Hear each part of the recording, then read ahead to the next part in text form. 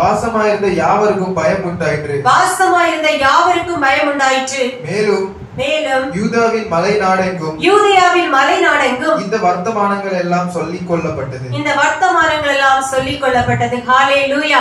அதுவரையிலும் என்ன பேசிக் கொண்டிருந்தார்கள்? சகரியா ஒரு மலடனாய் இருக்கிறார், எலிசபெத் ஒரு மலடியாய் இருக்கிறார். எத்தனையோ பேர் வாழ்க்கையில் அவர்கள் ஒரு விளக்கை ஏற்றிருக்கிறார்கள். எத்தனையோருடைய வாழ்க்கையில் அற்புதங்களும் அதிசயங்களையும் அவர்களுமாய் பெற்றிருக்கிறார்கள். ஆனால் அவர்களுக்கு ஒரு புத்திர வாக்கியமில்லை, அவர்களுக்கு ஒரு பிள்ளை இல்லை. இவர்கள் இடத்தில் ஏதோ ஒரு குறை இருக்கிறது சொல்லி அநேக விதமாய் பேசின ஜனங்கள் எல்லாரும் சகரியாவுக்கு ஆண்டவர் கொடுத்த அற்புதத்தை பார்த்து அவர்கள் பிரமித்து கலங்கி போகிறார்கள். அவர்களுக்கு பயம் உண்டாயிற்று. இந்த செய்தியை கேட்ட எல்லாருக்கும் பயம் உண்டாயிற்று. தேவ பிள்ளைகளே, என்ன பயம் தெரியுமா?